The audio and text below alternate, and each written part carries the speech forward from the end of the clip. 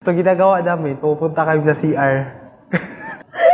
Sabi niya, B, kainin niya lang daw yung ano ko, ganyan. Ay, ayun na, doon na ma'am, doon na mag-start talaga lahat. Curious ako sa mga vlogger, ma'am. Tapos, nag-create ako ng vlog na ipaprank ko siya ba? Like, ganyan. So, nagtimpla ako ng, ano ba tawag doon? Kape ba yun? Tapos, pinainom ko sa kanya. Then, ayun, nanginit daw siya, ma'am. Tapos hanggang umaga na talaga. Hanggang umaga na talaga. Tapos, naka-upload yun sa Facebook. Parang siyang ano talaga, para sa akin, parang siyang kape. Tapos nagulat ako, ganoon pala yung effect sa katawan. Kung iba talaga yung init na nafe-feel mo sa pag walang, walang drive max. Mas naging, ano ka? Mas naging parang powerful. Mas nanggigigil, ma'am. One time kasi yung palagi akong pumupunta ng Davao. Tapos pag mag-uwi ako, parang nakakapagod talaga. Kaya doon nag-introduce si Shine sa akin ng isang product. Oo. Kasi yung Drive Max. Ayun po. Ayun, nasatisfy ako.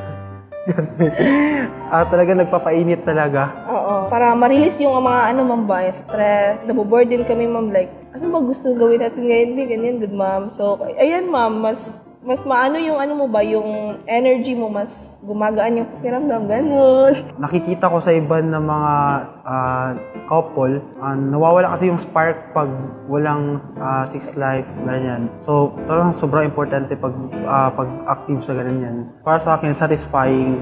May time kasi talaga na parang mainit talaga ako, ganyan. Nakatira kasi kami sa isang maliit lang na apartment ngayon. So, halimbawa, pumunta yung parents niya, yung family, ganyan. So, ginagawa namin, pupunta kami sa CR.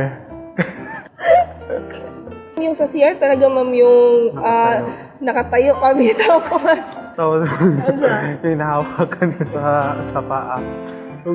Alam mo yun, ma'am, pagkatapos ko maligo, gano'n, di ba, maghuhubad ako, ganyan. Sabi niya, B, siya talaga, ma'am, like, ano lang daw, kainin niya lang daw yung ano ko, ganyan. Ay, ayun na, doon na, ma'am, doon na mag-start talaga lahat. Sa kanya ko lang kasi na, ma'am, natutunan yung mga ganyang mga bagay, yung mga, sa kanya ko lang talaga na-experience yung mga first talaga, ma'am, first, David talaga po. Pag masatisfied talaga ako, ma'am, yun yung ma-define ko na good sex talaga. Hindi ko talaga kaya na hindi ako masatisfied.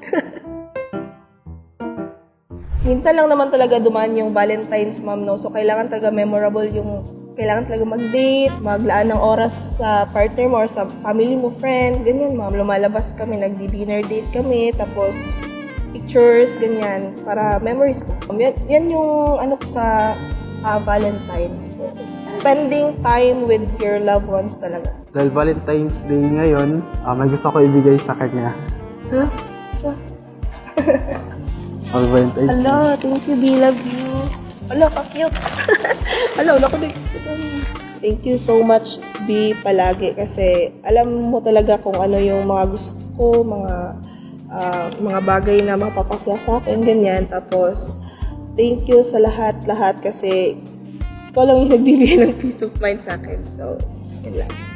Thank you din, B, kasi palagi mo akong sinusuportahan kung ano yung ginagawa ko sa buhay. Message ko lang sa kanila is need talaga nila kilalanin yung kanilang partner para mas maglong yung pagmamahal nila. Message ko lang sa mga Gen Z, ma'am, yung pag-boyfriend or pag-girlfriend is hindi lang siya for the char and for the end. Dapat piliin niyo yung lalaki or yung partner niyo na yung siya na talaga yung lifetime partner niyo ba? Kaya para pangit naman kasi kung paiba-iba yun, ganyan.